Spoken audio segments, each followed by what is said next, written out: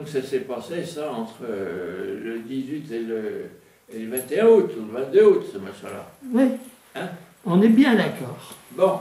Mais ce que je peux te dire, c'est que sur le Renoir, il n'y a rien eu de majeur. Non, hein, ça c'est la vérité.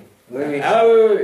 Il n'y a rien eu de majeur, sauf... Ça c'est à vos yeux. Il y avait en face, dans le Grand Pré, le Grand Herbach, maintenant, tout ça a changé, il y avait un groupe de défense antiaérienne. Il y avait 17 canons.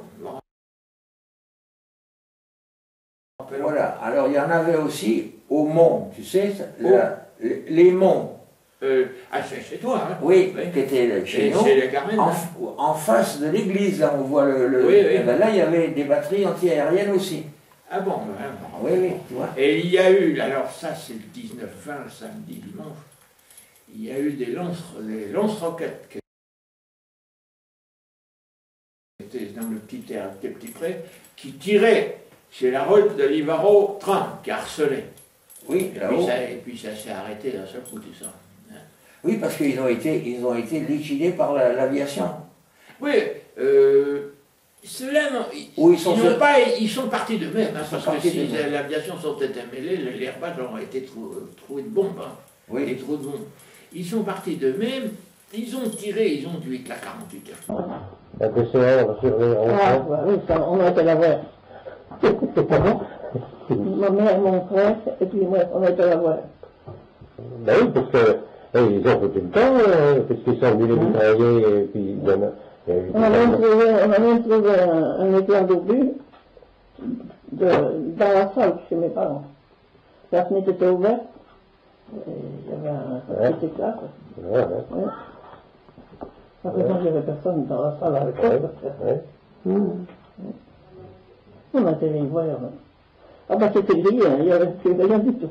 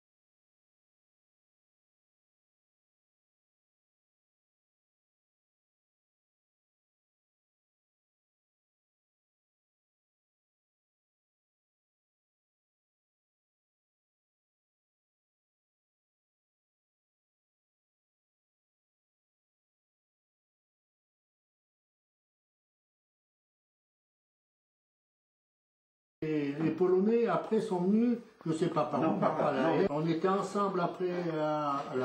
En tout cas, moi, on était chars polonais, chars français mélangés. Ah oui? Tellement on se touchait. Ah oui, vous étiez serrés comme ça? Polonais, français étaient, je dis, à toucher, c'est qu'à dire à toucher.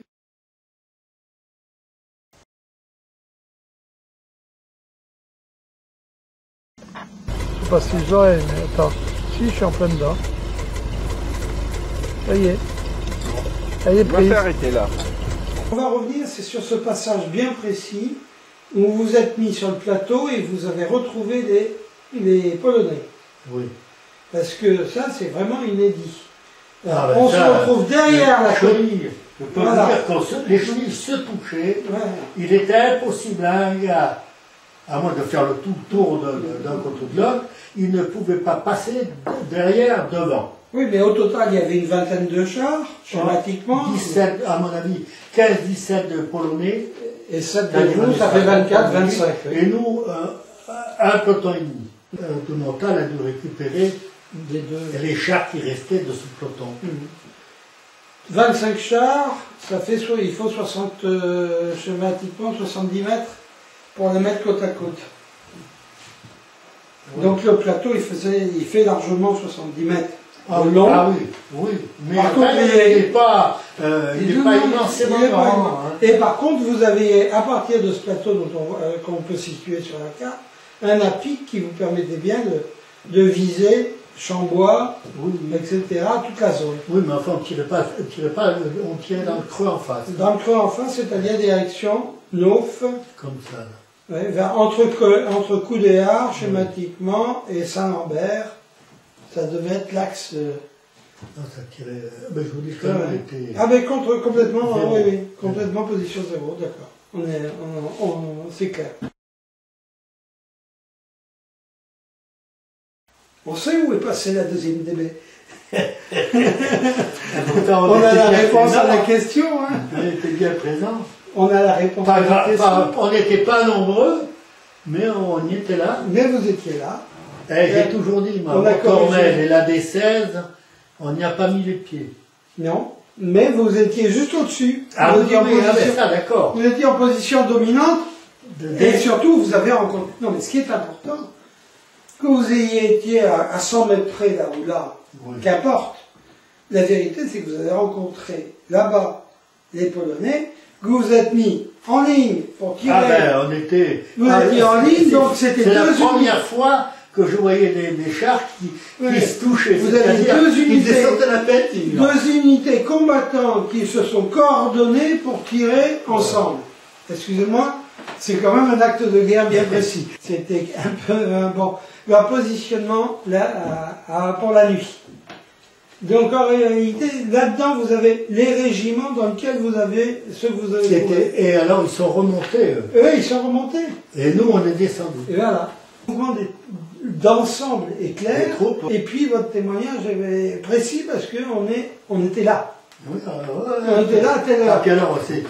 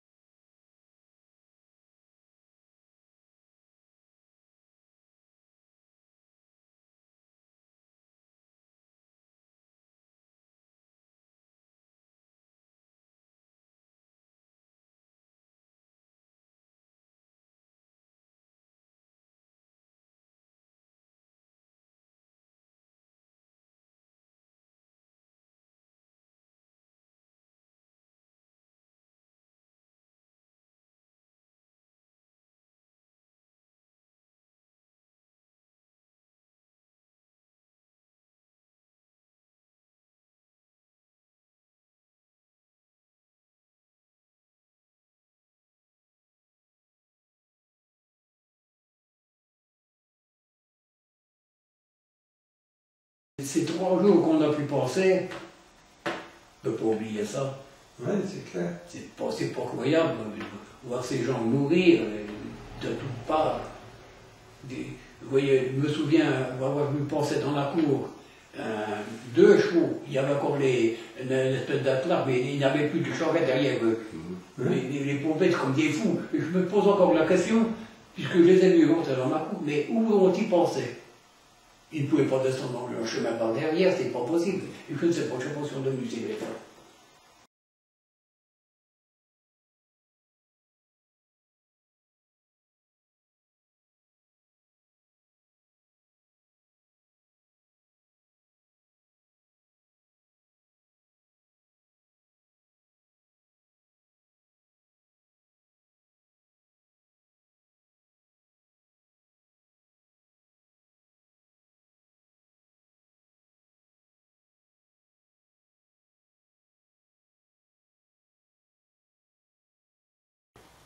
Quand vous regardez les messages qui étaient donnés aux Allemands, quand ils étaient à Saint-Lambert, on leur disait, vous allez à Mainbéville. Oui, mais dans le fond. Non. Il n'y a pas que dans le fond. Vous êtes bien placé pour savoir que vous avez votre Mainbéville à vous. Oui, oui. Et qu'ils ont utilisé les deux. Ah oui. C'était Mainbéville gauche ou Mainbéville droite. Et Mainbéville droite, ça passait très bien, compte tenu du fait que la 262 Sud a été occupée, mais n'a pas été occupée. Elle n'était pas fermée. Elle n'était pas du tout fermée. Non, que les Américains sont restés à la freinée, tranquilles, en bas.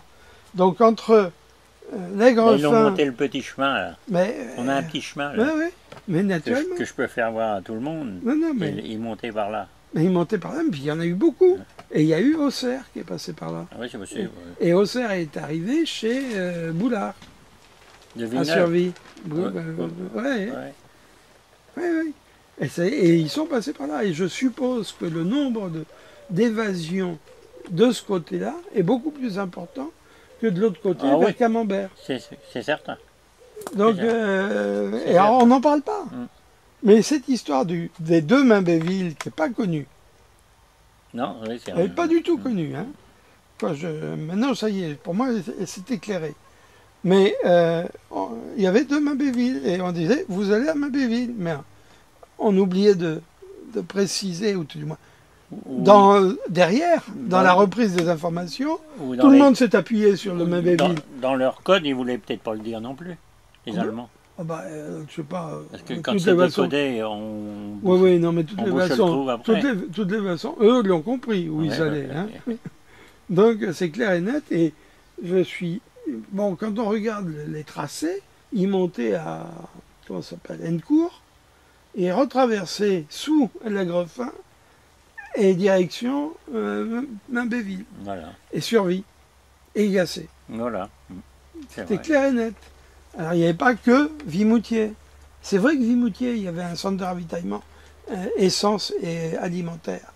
Et qu'une partie était orientée vers ça. Ce qu'on ne dit pas non plus, c'est que le comité d'accueil qui était sur Survie était aussi puissant que le comité d'accueil qui était à Vimoutier.